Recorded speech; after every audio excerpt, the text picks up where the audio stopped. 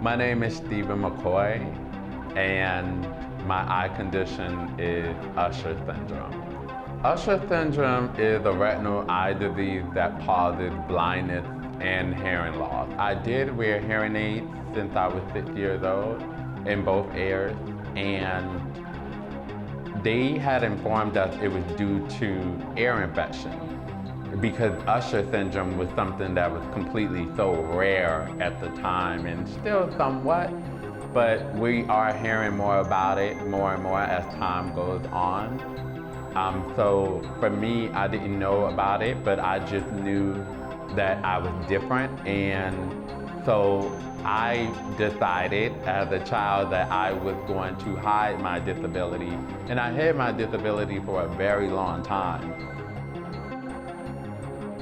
I was bullied really bad because of my hearing aids, and people would tease me in the way that my voice sounds, which is interesting because now this is how I make a living. This is my own voice.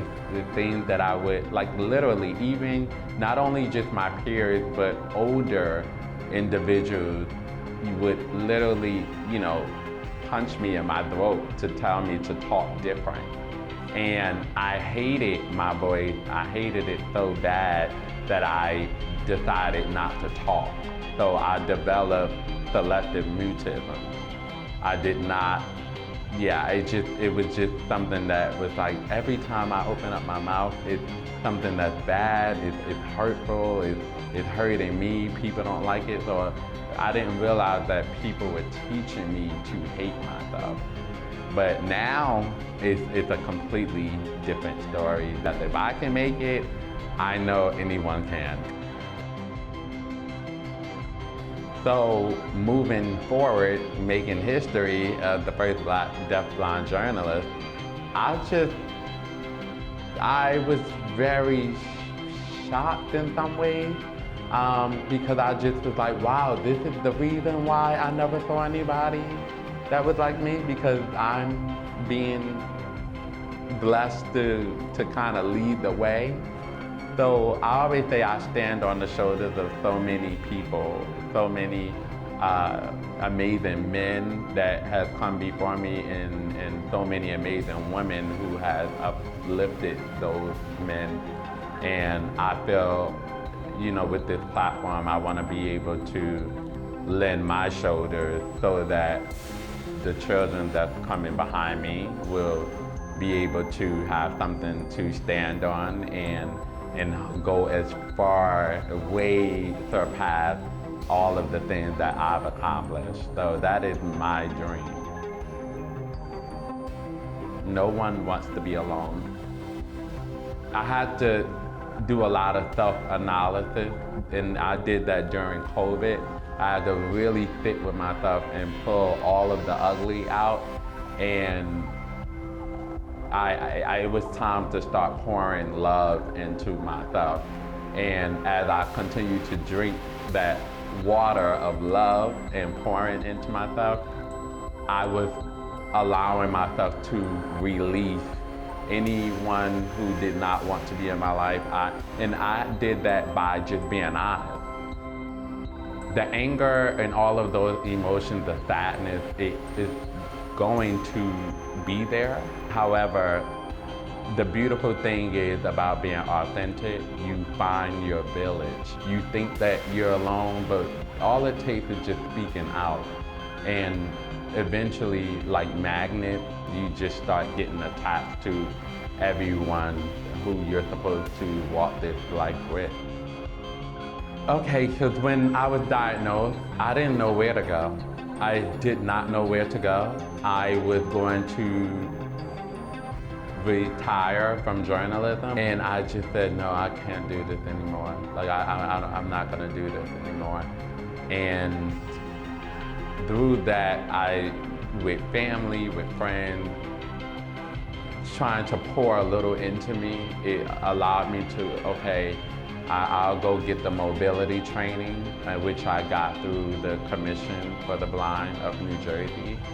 So that kind of allowed me to find out about different support groups and I connected with some amazing people in the community, and I never knew it was all of these beautiful stories, all of these, some stories were sad, but so empowering because how they were able to turn their life around.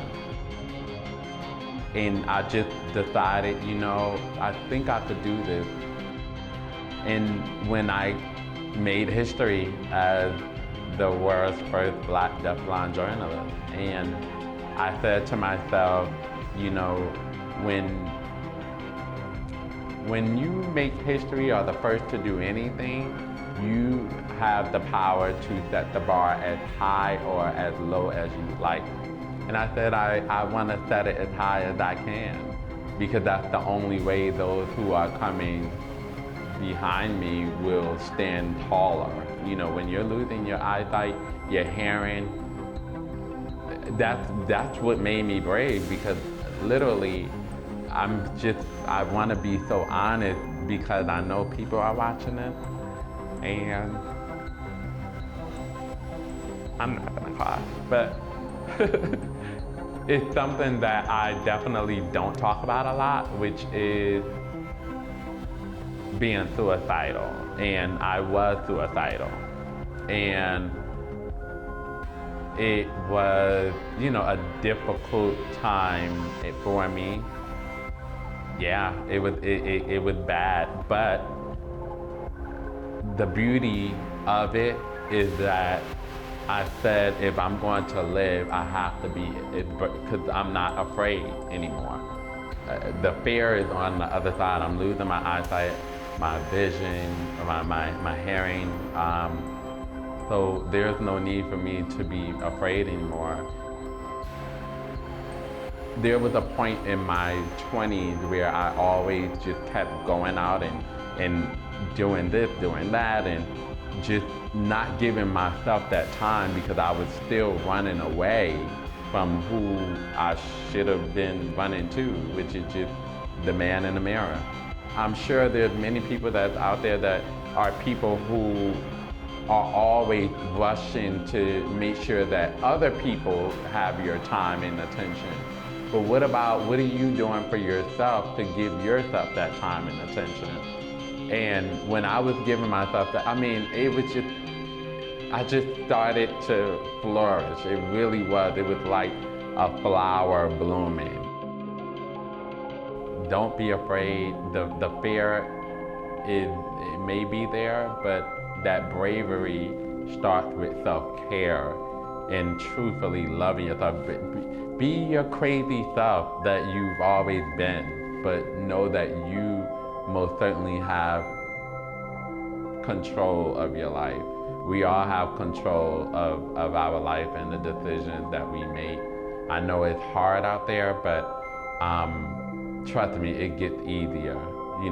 Stand up, show up, speak up, and there goes life.